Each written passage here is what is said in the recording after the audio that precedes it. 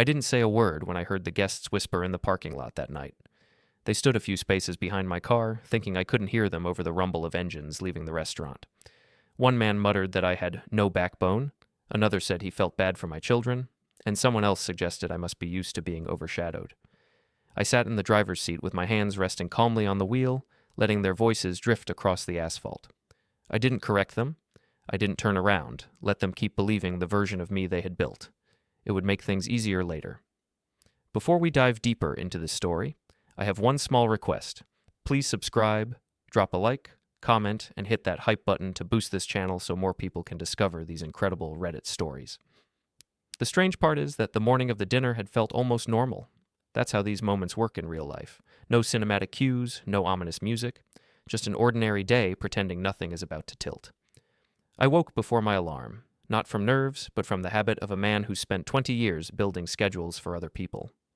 Logistics consultants are basically referees who get ignored until something stops moving. I sat at the kitchen table with my tablet, reviewing a shipping report while the house creaked around me the same way it had every morning for the last decade. Marissa walked in wearing a silk robe and holding her phone as if she were preparing to go live on some influencer stream. "Dad wants us there by 6 sharp," she said, scrolling so fast her thumb blurred. "He said the servers need time to reset between parties."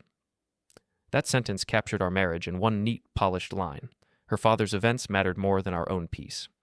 I nodded without arguing because arguing with Marissa before noon was like trying to rearrange a building with a spoon. "Tessa should wear the navy dress," she continued, still scrolling. "Dad said last time she didn't look prepared." "She's 12, I reminded gently. "I know, but Dad thinks presentation matters." "Dad thinks. Dad wants. Dad said." I'd heard these phrases for years, layered over conversations like a broadcast that couldn't be muted. I sometimes wondered if Leonard Pierce realized how often my wife spoke as if she were still an intern desperate for approval. The kids came down the stairs half asleep. Ryan carried a folder under his arm, the same one he'd been using for school projects. He put it next to his cereal bowl without explanation. Tessa sat beside him and nudged his arm when he nearly knocked over his milk. They communicated in the shorthand siblings have, tiny looks that translate full sentences. On the surface, the morning looked like a postcard, but beneath, I felt the quiet shift I had sensed for months. The way Marissa avoided answering certain questions, the way Leonard hovered over every financial discussion, the way documents crossed my desk that didn't match what I'd originally seen. Something had been moving behind the walls of our life, too subtle for most people to notice. But subtle is my specialty. We arrived at the restaurant that evening with the relief of people escaping a crowded elevator. Leonard had rented out the top floor for his birthday, which of course meant a red carpet lining the entrance. Photographers he definitely hired himself, and a host who treated him like visiting royalty. I held the door for the kids and watched their shoulders stiffen as the noise washed over them. Conversations, laughter, the clinking of glasses, the familiar buzz of wealthy people congratulating themselves for existing. Leonard loved these gatherings the way some people love amusement parks. The crowd was his roller coaster. Marissa went straight to her father, kissing his cheek as if they were on stage. Leonard barely acknowledged me beyond a quick nod. He had perfected the nod. Not warm, not rude, just enough to suggest he approved of my presence but could live without it. We took our seats along the massive table shaped like a horseshoe. Every chair was filled by one of Leonard's business allies, distant relatives, or friends who weren't really friends but liked standing near people who had connections. I recognized a few from previous events. Lydia, Leonard's wife, who always smiled at me as if she were trying to decide whether she pitied me or didn't trust me, and Grant Weldon, my former friend, who had somehow morphed into Leonard's shadow over the past year. Grant caught my eye from across the table and grinned like a man who knew something I didn't. The dinner began with speeches about Leonard's achievements. He absorbed them like sunbeams. The conversation shifted to real estate deals, market shifts, and the importance of strong family leadership. Leonard emphasized that last phrase with a glance in my direction, though he quickly returned his attention to his wine. When dessert arrived, Leonard stood, raising a glass. "Before we continue," he announced, "I'd like one of my grandkids to say a few words." Guests clapped. Leonard smiled. "Tessa, honey, come on. Give us a little toast." Tessa's fork trembled. She looked at me first, then at her plate. She whispered, "I'd rather not." Leonard laughed too loudly. "Come now, don't be shy. It's a simple toast." She shook her head. She wasn't being disrespectful. She was being 12. Leonard's expression tightened just for a moment. Then he said it, the line that would reset the entire night. Well, isn't that something? An ungrateful kid refusing to speak on her grandfather's birthday. The room shifted. People didn't laugh this time, but they didn't object either. They simply stared at their plates, pretending to be deeply fascinated by the garnish.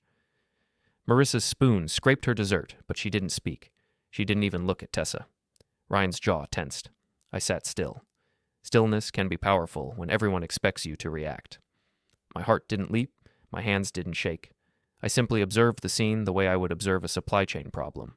Step by step, cause and effect. Ryan stood. He didn't ask permission.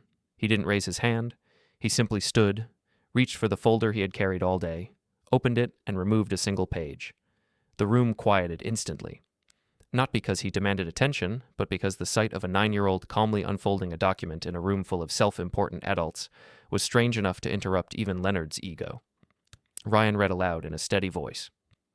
This is a notarized summary of the transfers made from the Caldwell Education Fund without authorization. A wave of stillness rolled through the room. No one moved, no one breathed. Ryan continued. These transfers were not approved by the trustee. They were signed by Leonard Pierce for reasons not recorded. Marissa whispered his name in horror. Leonard stared at the page as if it had materialized from thin air. Grant leaned forward, eyes bright, waiting for chaos. He loved scenes like this, moments where someone else's stability cracked. When Ryan finished, he folded the paper again and placed it gently on the table. He didn't add commentary. He didn't look triumphant. He simply sat. I met his gaze and nodded once. That was enough. People often imagine these confrontations as loud, dramatic eruptions, but real shock is quiet. The kind of quiet that makes forks pause mid-air. The kind of quiet that squeezes the space behind your ribs. I had known about the unauthorized transfers for weeks. I had already sent documentation to the trustee's office. I had already confirmed the freeze. All tonight did was reveal who would show their true face when cornered. Marissa leaned toward me, whispering sharply, "Why would you show that? Why would you involve our son?" "I didn't ask him to speak," I replied. "He chose to." Leonard cleared his throat, ready to regain control of the room. "Let's all take a breath," he said, forcing a smile. "This isn't the place." But his voice didn't land the way it used to. Something in the air had changed. Authority is a fragile currency. Once people see the cracks, they stop investing in it. The dinner ended in fragments. Guests made hasty excuses. Lydia pretended to feign concern toward me. Grant muttered something under his breath about me, not knowing what I'd started. He smiled as though the whole evening had been orchestrated for his entertainment. In the parking lot, while I guided the kids to the car, Marissa paced a few feet away, calling her father. She kept her voice low but urgent, a hiss of panic. She asked him what the documents meant, why the trustee had reached out to her email, whether this had anything to do with his earlier adjustments. I didn't interrupt. I stood beside the car and waited. Leonard approached us with a heavy expression, trying to appear composed. The lights from the restaurant cast long shadows across his suit. He looked at me as if assessing a problem he couldn't immediately calculate. "You think this was clever," he said quietly. "You think you made a point." "I didn't make a point," I answered. "I followed procedure." He stepped closer, lowering his voice further. "This isn't over. You have no idea what you've set in motion." My response was simple. "You're right. I don't." He walked away before I could add anything else. On the drive home, the kids were silent. Marissa stared out the window, her hands twisting the fabric of her dress until the seams strained. Every few minutes she glanced at me as if expecting an explosion that never came. "You can't do this to my father," she finally said. "You blindsided him." "He blinded himself," I replied.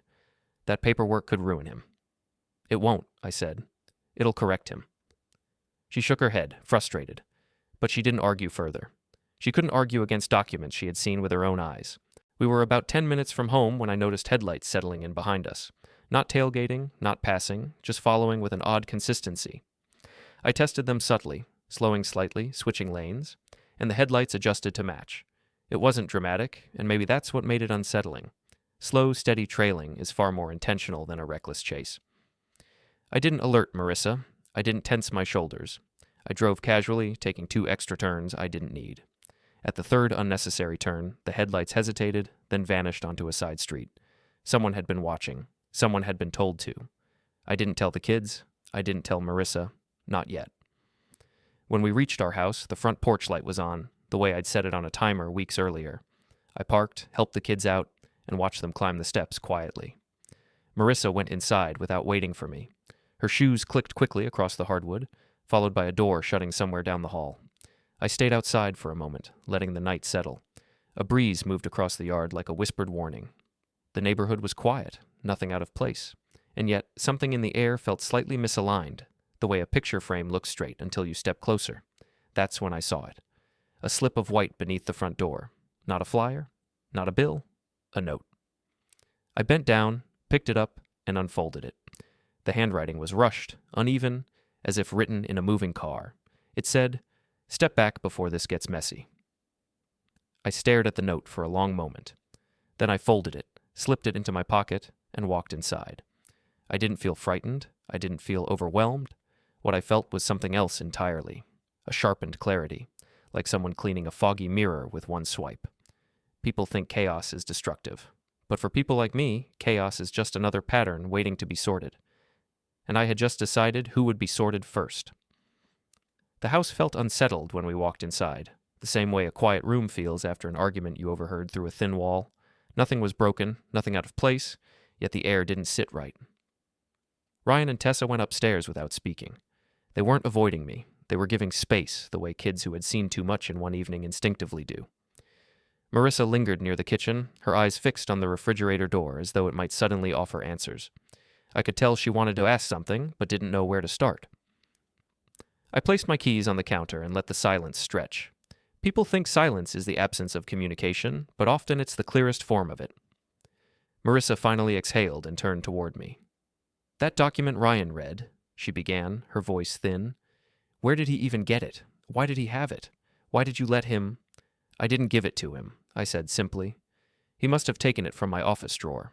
He's observant." "Observant?" she repeated. He stood up in front of everyone and read something that could cause real trouble. That wasn't observant. That was reckless. "It was honest," I corrected, "and it needed to be said." "Not by him," she insisted, rubbing her forehead with 2 fingers. "Not like that." I studied her for a moment before answering. "He spoke because everyone else chose to stay quiet. That should bother you more than what he read." She opened her mouth as if to protest, then closed it again. She knew I was right. She just didn't want me to be.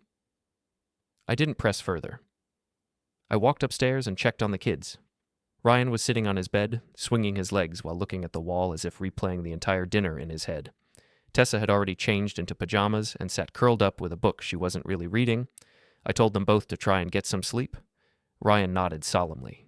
Tessa whispered, "I didn't mean to upset anyone." I reassured her that nothing she did warranted the way Leonard spoke to her. She managed a small smile. Once they were settled, I headed to my office, turned on the desk lamp, and took out the note I had found under the door. I placed it flat on the desk. The handwriting was jagged, rushed, no signature, no attempt at subtlety. Whoever wrote it wanted me uneasy, but unease isn't a tool that works on someone who spends his days solving problems built from uncertainty. If anything, it gave me an anchor. I sat back and started retracing the last few months, as if lining up puzzle pieces that had been scattered across a kitchen table. It had begun with small requests, Marissa forwarding emails from her father asking me to look over financial statements, just to make sure everything is aligned. Then the casual comments about needing my signature as a formality. I hadn't thought much of it initially. Families share documents all the time. But the phrasing was off. The timing was off. And the accountants copied in those threads never answered my follow-up questions directly. Then came the trustee email, one that was polite on the surface but hinted at confusion. They asked why transfers were being made from the education fund without supporting documentation. The only signature attached to those transfers was Leonard's. When I confronted Marissa about it, she shrugged and said her father was reallocating things temporarily. That phrasing immediately made my skin prickle. No trustee uses words like reallocating things temporarily. That's the language of someone rearranging pieces for their own benefit. That's when I started digging. Being a logistics consultant teaches you that chaos is rarely chaotic. There's always a chain of small decisions that lead to a larger misalignment. So I went through every statement, every timeline, every clause. I searched for patterns in the transfers. I tracked dates. I made notes. And over those few weeks, the picture took shape. Leonard wasn't reallocating. He was quietly rerouting funds. And Marissa, intentionally or not, was helping him smooth the edges. The night after the trustee contacted me again, I realized I had 2 options, confront them or wait. I chose to wait, not because I was afraid of confrontation, but because I wanted clarity. Confrontation without clarity is noise. Confrontation with clarity is strategy. The dinner became the perfect window. Leonard had grown comfortable in his control. He assumed that because I stayed quiet, I didn't understand the game he was playing. People like Leonard underestimate silence. They don't realize silence is often the most active form of observation. I left the note on my desk and shut off the lamp. I decided to take a walk around the block. The neighborhood was calm, with streetlights casting warm halos along the pavement. As I circled back toward the house, I saw a dark SUV parked a few houses down. Not the same one that followed us earlier, but similar enough to raise curiosity. The windows were tinted. The engine wasn't running. I didn't approach, there was no need, but I memorized the shape of the headlights and the slight dent on the back bumper. Details matter. Details are usually the first thing people overlook. When I returned inside, Marissa was sitting at the dining table with her head in her hands. She looked up when she heard me. "Dad thinks you're trying to ruin him," she said tiredly. "I'm not," I replied. "I'm trying to stop him from hurting our kid's future." "He says you misunderstand the situation." "I understand it perfectly," I said, and she flinched at the firmness in my tone. "Your father signed documents without consulting anyone," the trustee responded. "Facts don't need polishing." She sighed heavily. "Why didn't you come to me earlier?" "I did," I said. "Several times. You brushed it off." Silence again. A different kind this time. One that carried recognition rather than denial. Marissa shifted in her chair. "He's upset. He thinks you made him look foolish. He did that himself." She didn't respond. She stood up and went to the sink, filling a glass of water with trembling hands. I knew this was overwhelming for her. I knew she never imagined her father could be involved in anything questionable, but part of me also knew she had chosen comfort over questions. And tonight, those questions had finally demanded answers. I went upstairs and prepared for bed, though I knew sleep wouldn't come easily. I'm not the type to toss and turn over problems. I usually plan through them. The note, the SUV, the tension in the room, the strange confidence Leonard displayed despite everything. These pieces didn't align neatly. Something else was moving underneath the surface. Something coordinated. Around 1 a.m, I heard a soft knock on my office door.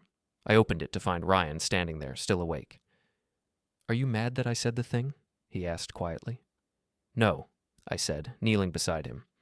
"I'm proud of you for speaking up. You didn't cause any of this. You just showed the truth."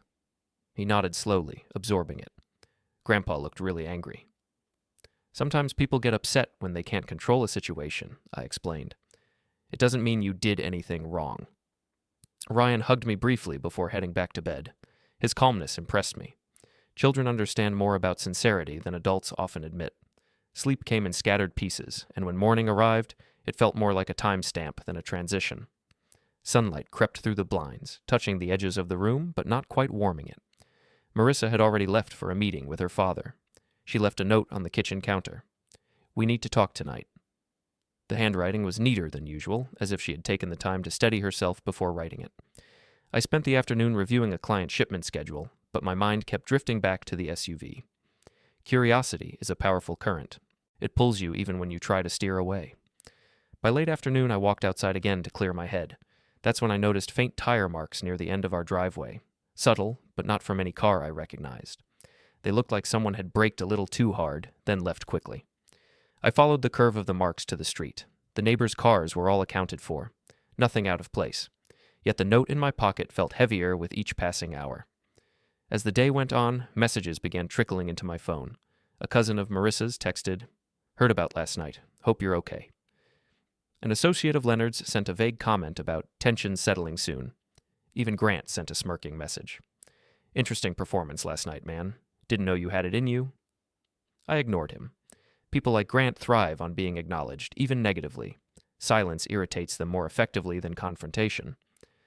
When Marissa returned home that evening, her expression told me everything before she spoke. She sat down across from me, pressing her palms flat on the table. "Dad is furious," she said. "He says you blindsided him. He says you're making things worse." "He signed those documents," I said. "Did he deny that?" "He said he had reasons." "Which he refuses to share," I added. She looked at me with frustration and confusion tangled together. "He wants to meet with you. He says the three of us should talk." "No," I answered. "Not until he explains the transfers to the trustee." "He won't do that," she said. "Then there's nothing to discuss?" She stared at me, eyes glossing with confusion. maybe fear. "You're changing," she whispered. "You've never been this direct with him." "Maybe that's the problem," I replied. The evening drifted by with a strange weight between us. Tessa asked for help with homework, and I forced myself to shift gears, focusing on math problems instead of financial irregularities and dark SUVs. Ryan sat quietly on the floor, building something with his blocks, something symmetrical and meticulous. He was my child through and through. Later, after the kids were asleep, I stepped outside again for fresh air. The sky was clear. The street was still. That's when a movement caught my eye. A figure in a vehicle parked near the corner. This time, the SUV wasn't hiding its presence. The engine was on. Headlights dimmed. Someone sat inside, watching the street. I didn't approach. I simply turned, walked back inside, and locked the door. I wasn't afraid. I was aware. And awareness is a tool far more useful than fear. When I returned to my office, another note had been slipped under the door while I had been outside. This one was crisper, as if the writer had taken more time. It said, "You're stirring things you don't understand."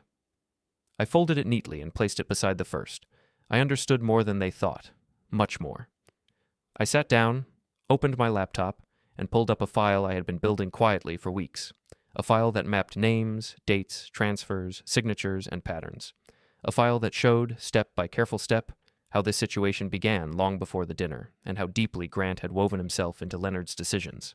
They thought I was acting blindly. They had no idea I had already mapped the entire field. And tonight, as the house settled into uneasy quiet, a single realization settled into me with perfect clarity. Leonard and Grant weren't acting in sync out of loyalty. They were acting in sync because someone had set the stage for them to believe they were in control. They were not, and they would learn that soon. I woke the next morning before sunrise, not because of worry, but because my mind had settled into a strange kind of clarity. It was the same feeling I used to get on days when a client's distribution center was about to fail, an alertness that sharpened everything around me. I wasn't tense, I wasn't spiraling, I was simply awake in a way that made the world feel outlined. Every detail had weight, every sound had meaning. Silence wasn't silence, it was information. I brewed coffee, sat at the kitchen table, and opened the file I'd been building, my map of people, motives, and transactions. It wasn't dramatic, it was methodical. Columns, dates, cross-references. If someone else looked at it, they might think it was a simple audit project, but I knew better. This was a diagram of the subtle ways trust collapses long before anyone notices a crack. As the caffeine settled, I added one more note.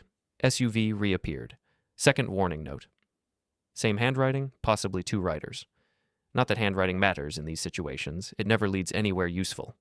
But the act of documenting it gave me a kind of momentum. When Marissa came downstairs, she moved quietly, avoiding eye contact. She poured herself coffee and stood across the kitchen from me as though the table were a border. "Dad wants answers," she finally said.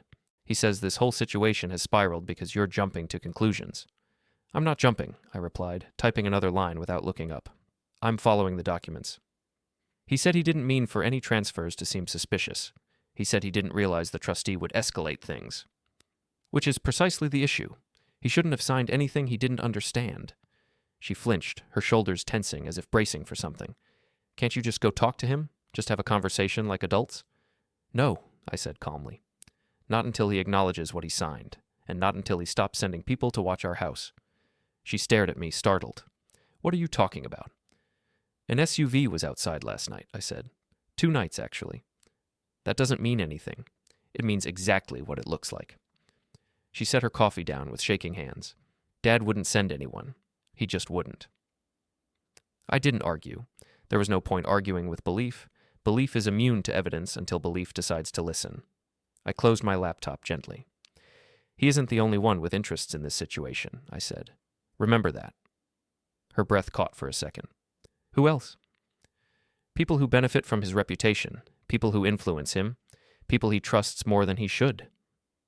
She understood immediately who I meant. Grant's name didn't need to be spoken. It hovered in the room like a draft slipping through a cracked window. Before she could respond, Ryan walked into the kitchen, rubbing his eyes. He looked at me, then at Marissa. "Are you still upset about the dinner?" he asked. "No," I said softly. "We're just talking."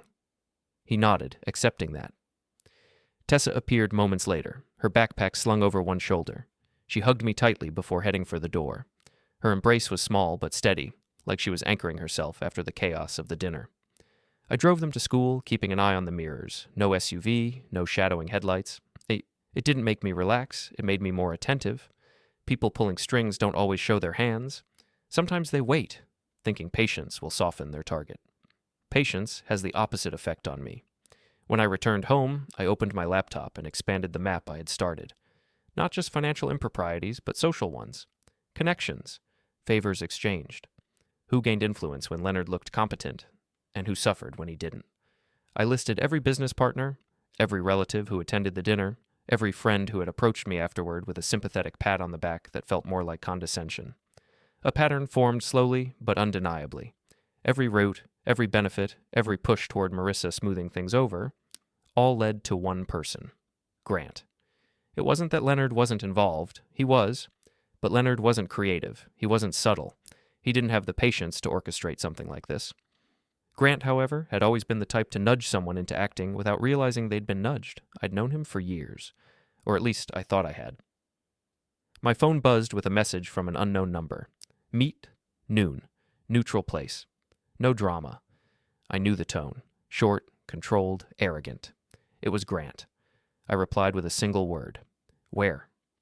He sent the name of a coffee shop downtown, one with floor-to-ceiling windows and a crowd that never paid attention to anyone unless they were wearing something unusual. Perfect for someone who wanted to appear private while pretending they weren't hiding anything. I arrived 5 minutes early and took a table near the back.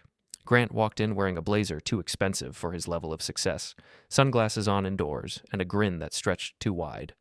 The kind of grin someone wears when they think they're walking into a conversation they've already won. Well, well, he said, sliding into the seat across from me. That was quite a show the other night. It wasn't a show, I said. It was information. He laughed. You always were literal. But come on, man. Bringing paperwork to a birthday dinner, getting the kid involved. I didn't involve him?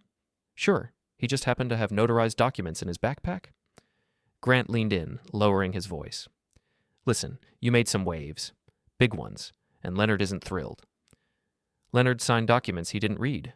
He'll survive the embarrassment. Grant drummed his fingers on the table, pretending to be amused. You think this is about embarrassment? No.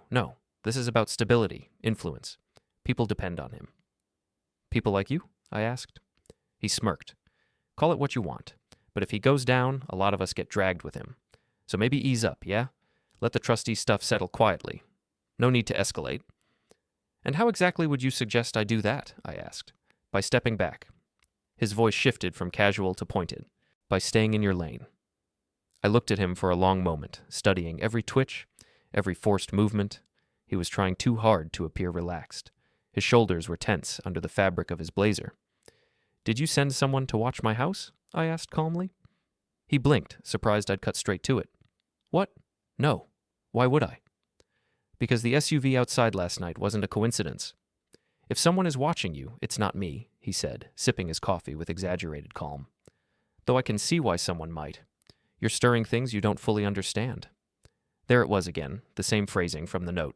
Not the same handwriting, but the same tone. The same warning dressed as advice. We sat quietly for a moment.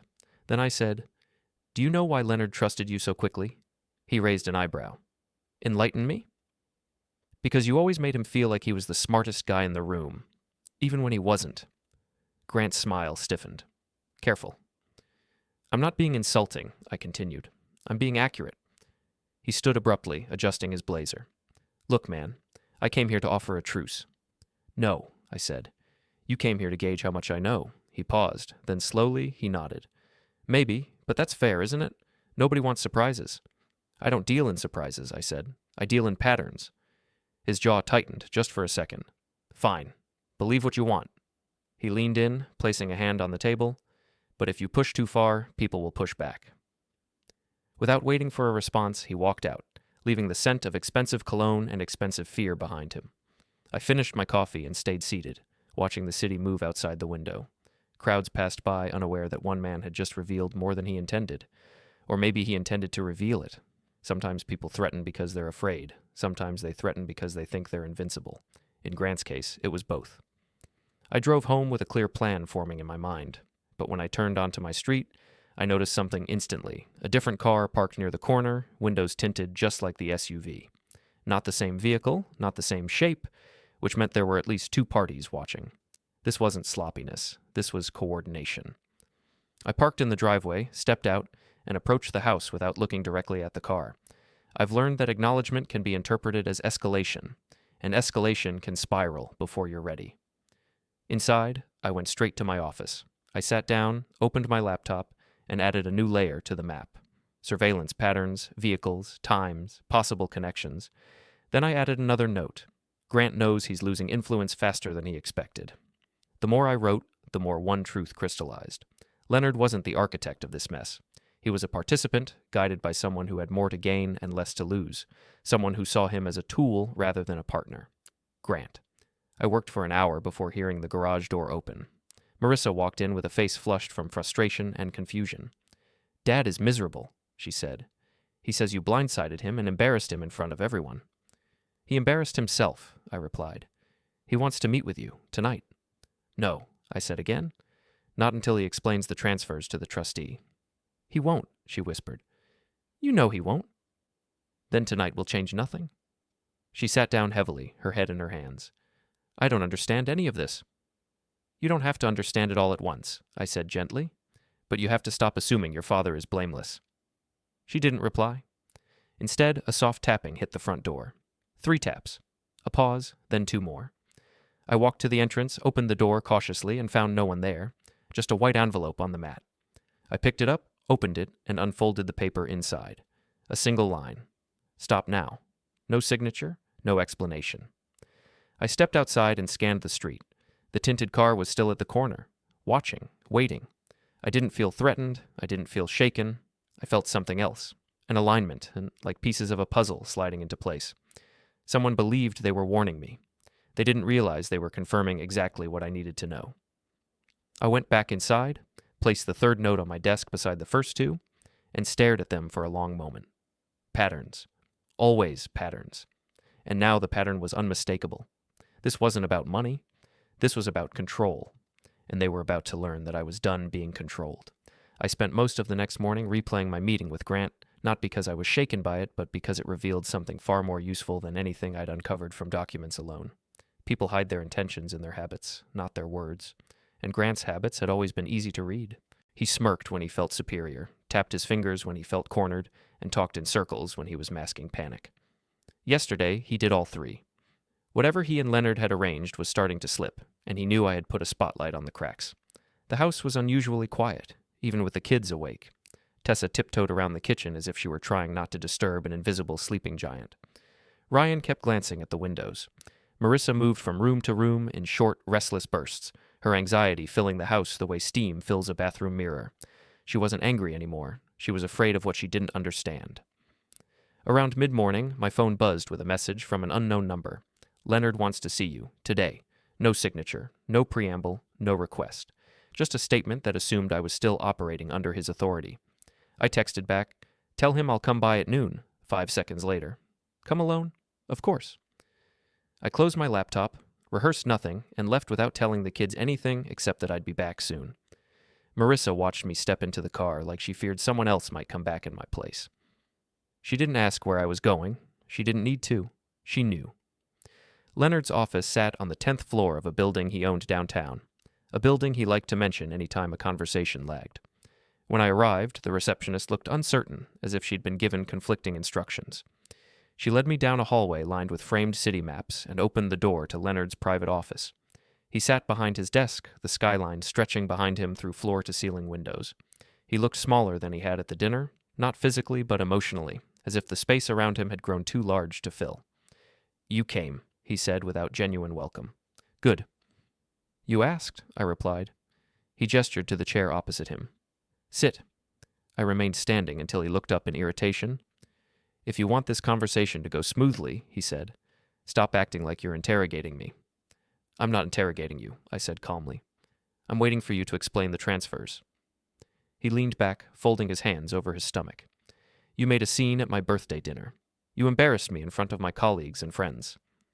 "I presented facts," I corrected. "You embarrassed yourself by signing things you didn't understand." His eyes flashed with something between anger and disbelief. "You think this is about signatures? You think I haven't run this business for decades? I know what I'm doing." Then why did you sign unauthorized transfers? I asked. Why did the trustee freeze the accounts? Why did my son have a notarized summary that matched exactly what you submitted? He opened his mouth, then closed it again. The silence that followed wasn't confusion. It was calculation. He was trying to decide how much to admit, how much to redirect, how much to blame on anyone but himself. I was told it was temporary repositioning, he finally said. Someone assured me it was standard. Just smoothing some things out on paper. Who? I asked, already knowing the answer. He hesitated just long enough to confirm it. Grant. I didn't react. Not because I wasn't surprised, I was, but because reacting now would give Leonard leverage. Instead, I let the silence sit between us like an open file folder. He brought me the documents, Leonard continued. Said they were routine, said you would understand. He said a lot of things, I replied. Leonard rubbed his temples. I trusted him. He's been helping with several projects. He knows the tax side, the funding side, the networking side. He knows how to make himself indispensable, I interrupted. That's not the same as trustworthy. He's been loyal, Leonard insisted weakly. I raised an eyebrow. Has he? Leonard's facade cracked. His shoulders slumped slightly, the weight of his own realization dragging him down. I don't know anymore. There was a knock on the door before I could respond. The receptionist peeked in. Your 2 o'clock is early, she said. Should I send him away? Leonard shot to his feet. No, tell him to wait. But the door opened wider, and Grant stepped inside with a confidence that evaporated the moment he saw me. What are you doing here? Grant asked, his voice too high to sound casual. Leonard turned toward him like a storm shifting direction. You, he said, pointing a trembling finger. Sit down. Grant froze, then obeyed, his bravado dissolving as quickly as it had appeared. I stepped back, allowing Leonard to look directly at the man he had placed so much trust in. The tension thickened, stretching across the room like wires pulled too tight. What did you tell me about those transfers? Leonard demanded. Grant blinked. They were temporary adjustments, I explained. You told me Ethan approved them, Leonard snapped. That was a misunderstanding, Grant said quickly.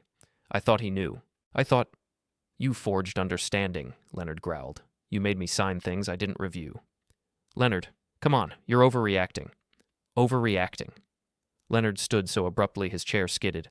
You put my reputation at risk. You made a fool out of me in front of my own family. Grant flinched. Look, if the trustee hadn't reacted so strongly, none of this would have blown up like it did.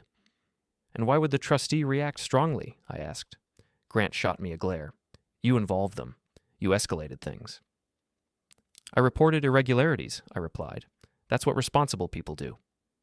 Grant's composure cracked. You think you're responsible? He sneered.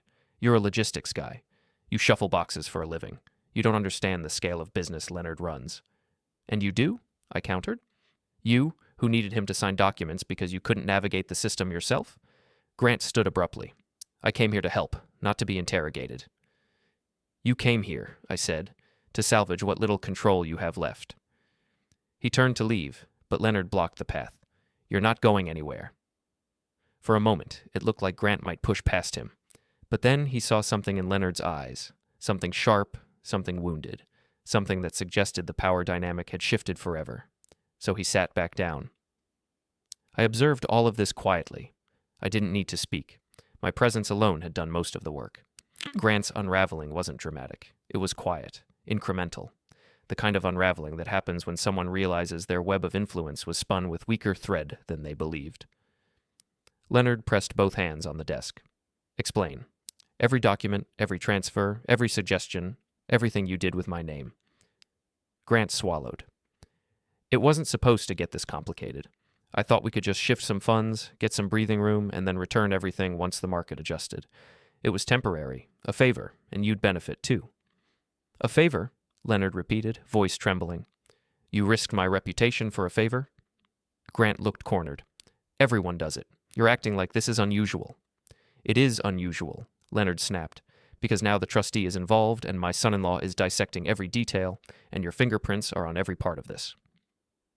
I watched Grant scramble for an excuse that didn't exist. The scramble was the most honest thing he'd shown in months. Leonard turned to me suddenly. What happens now? What do I do with all of this?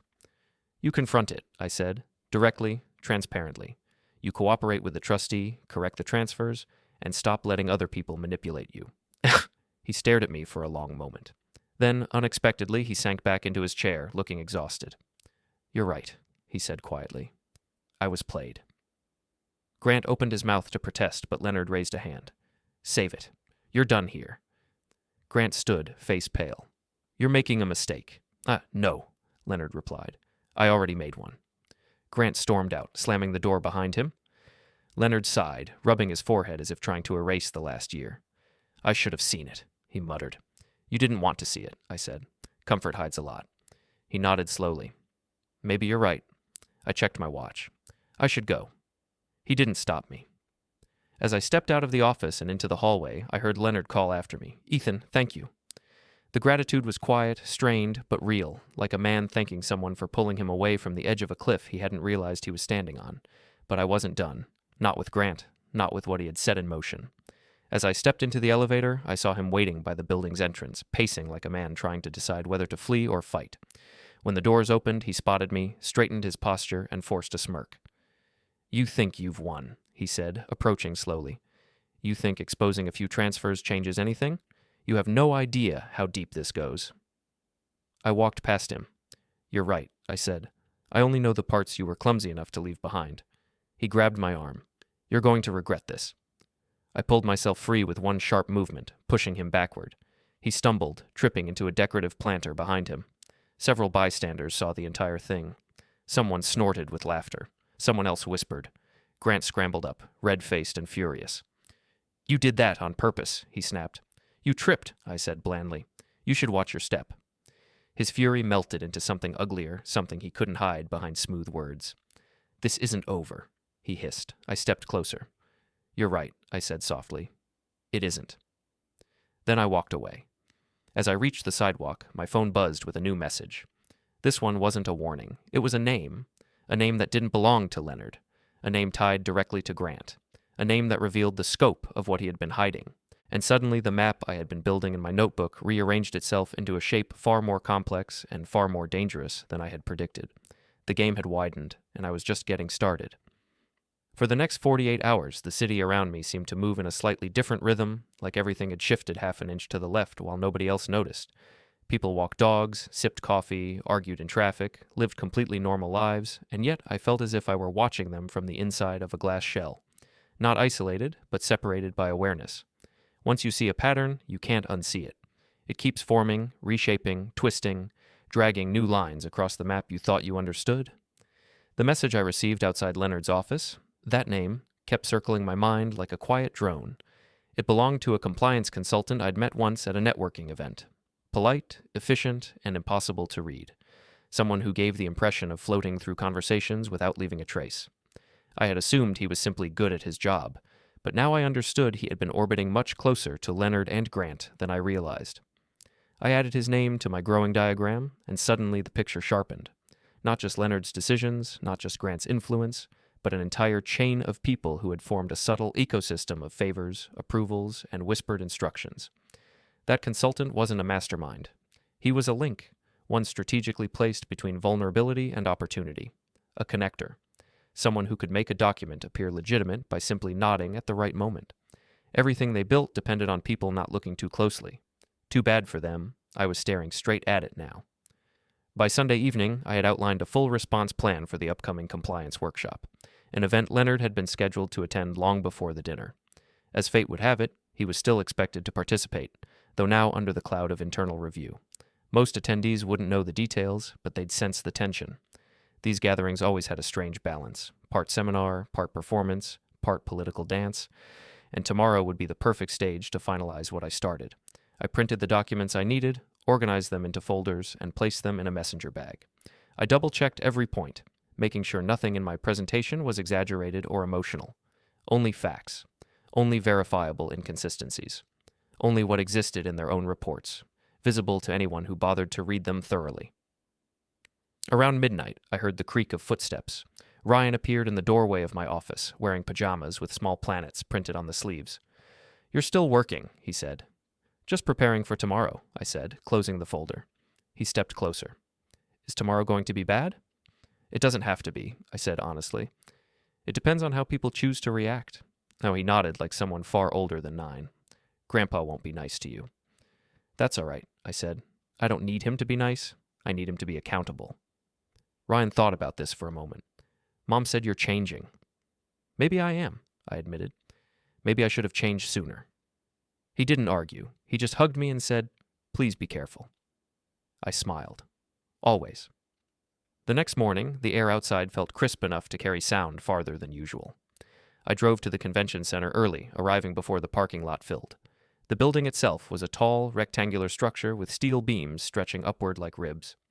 Inside, the atmosphere buzzed with the usual pre-event energy. Tech teams testing microphones, coordinators checking seating charts, attendees roaming with coffee cups and conference badges swinging from lanyards. Leonard arrived 15 minutes later, looking tired but composed. His suit was immaculate, but his posture carried the weight of someone who'd spent the night wrestling thoughts rather than sleeping. When he spotted me, he didn't sneer or bark instructions. He simply nodded, an acknowledgement of someone he now recognized as necessary. Are you ready for this? He asked, falling into step beside me. I'm prepared, I said. You know they'll ask about the transfers. I have everything documented. He swallowed hard. Grant won't take this quietly. He already isn't, I replied. We took our seats near the front. Rows of chairs filled quickly, people murmuring about market trends, compliance requirements, and changes in appraisal procedures. No one suspected the storm quietly building behind the scenes. When the workshop began, speakers rotated through topics, each section building toward the panel discussion where Leonard was expected to address his oversight role. Everything proceeded normally until the moderator opened the floor to questions. A hand shot up from the back, someone I didn't recognize. Mr. Pierce, the man said loudly. Reports indicate unusual fund movements this quarter. Will those be addressed? A hush fell over the room. Leonard stiffened. His eyes scanned the crowd. Then he turned to me. This was my cue. I stood, taking the microphone the moderator reluctantly offered. I'd like to address that, I said. The room leaned in collectively. The transfers in question were signed without documented approval, I explained. They were presented as routine adjustments, but a full review showed discrepancies. The trustee intervened as required. Whispers erupted instantly. I raised a hand. This wasn't discovered last night. It wasn't emotional. It wasn't personal. It was procedural. And those procedures exist to protect everyone, families, business partners, and beneficiaries. I opened my folder and held up a summary sheet. These are the facts. Anyone is welcome to review them. A woman in the front row asked, Was this intentional misconduct? No, I said carefully. It was misguided trust, and that trust was manipulated by someone who used Mr. Pierce's signature for personal advantage. Leonard stared down at the table, jaw tight, but he didn't contradict me. And who might that be? A man in the audience asked. I placed the page back in my folder. That individual no longer represents Mr. Pierce's interests. 2 rows back, a chair scraped violently. Grant stood, red-faced, shaking his head. You're framing me, he shouted. This is a setup. Everything here is documented, I said calmly. You're welcome to review it. He stormed to the end of the row, knocking someone's briefcase over in the process. Cameras shifted toward him. People watched with expressions halfway between curiosity and discomfort. Grant's anger wasn't the righteous kind. It was the exposed kind. You're doing this to make yourself look like a hero, he snapped at me. You think you're smarter than everyone else. I think I'm accurate, I said. He lunged forward, not toward me physically, but toward the front of the room, as if claiming territory. But he miscalculated. His foot caught the edge of a cord taped to the floor. He stumbled, arms flailing, and collided with a presentation board behind the panel table, sending it crashing sideways. The room gasped. Not because he was hurt, he wasn't, but because the spectacle was so humiliating it bordered on theatrical. Oh, I didn't move. This wasn't May moment. This was the moment he had created all by himself. Security approached, asking him to step outside. He refused at first, shouting something about conspiracies, until they quietly insisted. He left the room fuming, tripping once more over a table leg someone had moved out of his way. The panel concluded with a careful tone. Several people thanked me afterward for the clarity. Others simply nodded with sympathetic understanding, the kind strangers offer when they see someone carrying a burden publicly. Outside the conference room, I spotted Leonard by a window overlooking the parking lot. When I approached, he didn't hide the exhaustion on his face. You did well, he said, voice raspy. I did what was needed. He nodded slowly. Grant is finished. I should have seen him clearly long ago. People like him hide behind productivity, I said. It makes them look valuable. He turned to me. I misjudged you too. I didn't respond. Some apologies are felt more than they're spoken. Before I could leave the building, someone blocked the hallway. 2 men, standing too casually to be casual. They weren't here for a conference. Their posture was wrong, their attention too narrow. They watched me the way people watch someone they've been instructed to confront. I kept walking, expression steady. One stepped forward. "Mr. Caldwell?" he asked politely, though his tone held a strange stiffness. "Excuse me," I said, moving past him. They followed. Of course they did. Grant wasn't the type to accept public humiliation gracefully. He wasn't the type to let things settle, and he definitely wasn't the type to walk away without attempting to regain control. I kept walking, heading toward a hallway used primarily by staff. I'd mapped the building during earlier visits and knew there were multiple exits besides the main one. The 2 men exchanged a look and quickened their pace. Perfect. I rounded the corner into a service corridor lined with supply rooms and maintenance doors. They followed. Their steps echoed behind me, steady, not rushed, but with purpose. At the end of the corridor, I pushed open a fire door. The alarm didn't sound. This building used a delayed alarm system. Exactly as I'd hoped. I slipped through and stepped into a stairwell. They entered seconds later. The first one called out, "We just want to talk." Talk? Yes. People who force you into stairwells always want to talk. I didn't answer.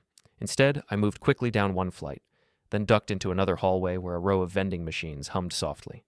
I walked calmly, counting my steps, timing the elevator cycle I knew would be arriving soon. When I reached the elevator bank, I pressed the first button I saw. The doors slid open instantly. Someone had forgotten to close them earlier. I stepped inside, hit the button for the lobby, and waited just long enough to see the 2 men appear at the far end of the hall. One shouted, "Hold the elevator." I let the doors close. The ride was smooth, silent. When the doors opened in the lobby, sunlight flooded the floor. People milled around, oblivious to the chase happening on the service side of the building. Grant was near the entrance, pacing and muttering into his phone. He spun toward me the moment he sensed movement. "You think you're clever?" he snapped. "You think you can embarrass me in front of everyone and walk away?" "You embarrassed yourself," I said. He marched forward. "You're done, Caldwell. You hear me? You're—" I stepped aside, letting his momentum carry him forward. He stumbled into the side of a display podium, knocking a stack of brochures to the floor. People turned again. Someone laughed. Someone else clapped sarcastically. Grant froze, eyes burning with humiliation and rage. I simply picked up my bag and walked past him without a backward glance. Outside, the breeze felt clearer than the air inside the workshop. My phone buzzed with a message from Marissa. "Are you okay?" Dad said things got intense. I typed back, "I'm fine. Headed home." As I walked to the car, another message appeared, this one from an unknown number. Just 3 words. "He won't stop." I stared at the screen for a moment, then slid the phone into my pocket. They were right. He wouldn't, but neither would I. The message, "He won't stop," sat on my screen like a small, humming engine. Not threatening, not dramatic, just true. And truth has a peculiar weight to it, especially when it arrives without a signature. I didn't need one. I already knew who the he referred to. Grant had crossed the threshold where embarrassment turns into obsession. He had lost influence, goodwill, and reputation in a single afternoon, and people like him don't process loss quietly. They claw for even the illusion of control. By the time I pulled into the driveway, dusk had drawn a faint orange line across the neighborhood. The porch light flickered on automatically. Inside, the house buzzed with subdued activity. Tessa finishing homework at the dining table, Ryan building something elaborate and geometric with his blocks, Marissa pacing as if the floor itself whispered conflicting instructions. She looked up when I entered. "How did it go?" she asked, her voice careful. "Productively," I said as I set down my bag. Grant revealed himself. "That doesn't sound productive," she muttered. "It was necessary." She studied me for a moment, trying to decode my tone. Then she stepped closer. "Dad said you handled things." He looked shaken, but not angry. "That's new for him," I said. She hesitated. "He's scared, Ethan." "Good," I replied softly. "Fear can be grounding." She frowned, as if the idea unsettled her. "I don't like where this is going." "You don't have to like it," I said. "You just need to see it." Before she could respond, Ryan tugged at my sleeve. "Can I show you something?" he asked, leading me to the living room without waiting for an answer. On the carpet sat an elaborate structure of blocks, spirals, curves, patterns within patterns. "It's a maze," he explained, "but you can only solve it if you understand where the empty spaces are, not the pieces." I crouched beside him, studying it. "That's smart," I said. "Most people only look at what's there." He grinned. "But the secret part is this piece." He pointed to a single block placed slightly askew. "If you move it, the whole thing changes." I looked at him, a slow realization threading through my chest. Exactly. That night, long after the kids fell asleep, I spread documents across the dining table. Statements, reports, screenshots of messages from people tied to Leonard's business ecosystem. Every thread I'd identified now pointed to one final step: removing Grant's ability to operate, not physically, not through threats, but through exposure. Public, undeniable, strategic. I wasn't planning humiliation for revenge's sake. I was planning correction. I stayed up until 3 a.m. organizing the evidence into a single ironclad presentation, not for a conference, not for the trustee. This was something else entirely. A final confrontation that would force Grant to face the consequences of his actions in front of the one audience he feared most, the people whose approval he depended on. By sunrise, everything was prepared. As I washed my face in the bathroom sink, I noticed my reflection looked steadier than it had in months. Not hardened, not cold, just settled. Downstairs, the house slowly woke. The kids got ready for school. Marissa made coffee in distracted silence. When she finally spoke, her voice carried a tremor. "He called me late last night," she said quietly. "Grant." I turned. "What did he want?" "He said you're ruining everything. He said you're trying to turn Dad against him. He said you're—" She stopped, unable to continue. I set down my coffee. "He called you because he's losing control." She wrapped her arms around herself. "I'm scared of what he'll do next." "He wants you scared," I said. "That's his last card." She looked up at me with something almost like recognition, as if she finally understood the difference between someone who acts from fear and someone who acts from clarity. After dropping the kids off at school, I drove straight to Leonard's office. This time, he greeted me not as a reluctant acquaintance, but as someone seeking direction. "Grant's been calling everyone," he said. "Associates, clients, even extended family. He's panicking." "He should be," I replied. Leonard gestured for me to sit. "What's next?" "Today," I said, "we finish this." His eyes sharpened. "How?" "By making everything transparent." He hesitated only a moment before nodding. "I'll follow your lead." I wasn't doing this for him. I was doing it to protect my family from the debris of a man who refused to accept accountability. But Leonard's cooperation would make the process smoother. We drove separately to a midtown office tower where several of Leonard's partners were hosting a quarterly review. It wasn't public, but it wasn't private either, large enough for impact, intimate enough for accountability. When we entered the conference room, conversations paused. People sensed tension the way animals sense approaching storms. Grant was there, standing near the refreshments table, trying to act engaged in small talk while his eyes darted nervously. When he saw Leonard, he straightened. When he saw me, his jaw tightened. "You shouldn't be here," he said, stepping forward as if he still held authority. Leonard stopped him with a single raised hand. "Sit," he said. Grant laughed under his breath. "You're siding with him now, after everything I've done for you?" Leonard didn't respond. He simply took a seat at the head of the table. Everyone followed. I placed my folder on the table and opened it. "We're here," I began, "because the discrepancies uncovered in the education fund are only part of the issue. This affects more than one trust. It affects property allocations, vendor payments, and documented approvals connected to multiple projects." Grant scoffed loudly. "You're fabricating this." "No," I said. "I'm organizing it." I slid several copies across the table. People leaned forward, scanning the documents. Page after page showed patterns. Exact recreations of signatures, identical phrasing on forms filed months apart, timestamps that didn't align with Leonard's travel history. Someone at the far end of the table frowned. These forms were approved on days I spoke directly with Leonard.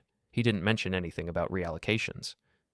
"Because I didn't approve them," Leonard said. He pointed at Grant, "did." Grant's mouth fell open. "You told me to handle the details. You told me?"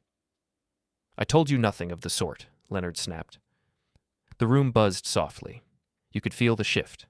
Influence leaving one person, settling somewhere else. Grant looked around in desperation, searching for someone, anyone, who might still believe him. He found no one. You can't pin this on me, he said, voice rising. You signed everything. You said Ethan was on board. You said... I said nothing, I replied quietly. Liar, he exploded. Funny thing about loudness in a quiet room, it doesn't sound strong. It sounds desperate. The moderator for the meeting cleared his throat. Mr. Weldon, he said, we need to ask you to step outside so we can review this properly. Grant spun toward me.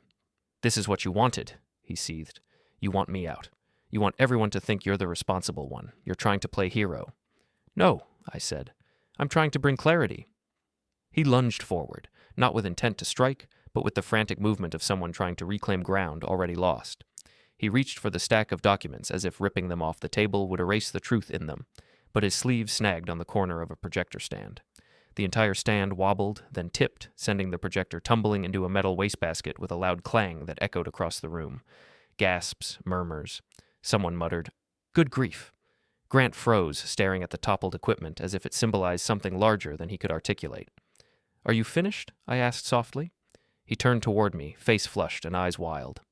This isn't over, he said through clenched teeth. None of this is over. I stepped closer, lowering my voice so only he could hear. You're right, I said. You still have to walk out of this room.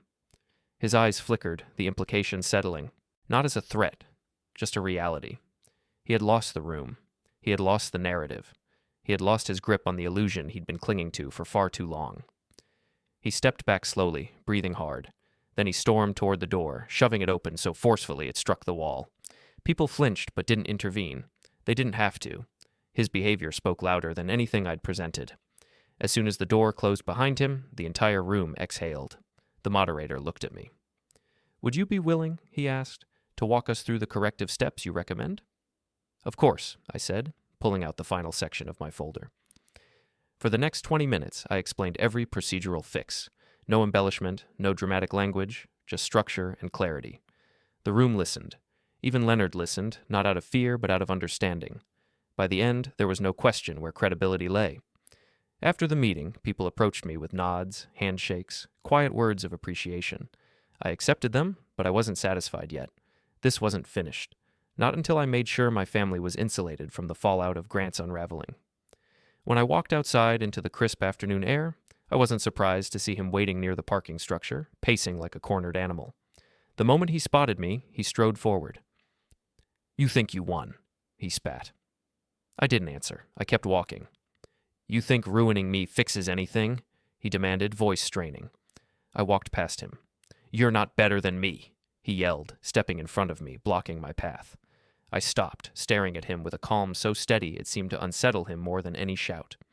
You're right, I said softly. I'm not better. I'm simply not you. He reached for my shoulder, trying to shove me. I pivoted slightly, letting his hand miss. His momentum carried him forward, straight into a metal podium used for event signage. He hit it with enough force to send the sign clattering onto the ground beside him.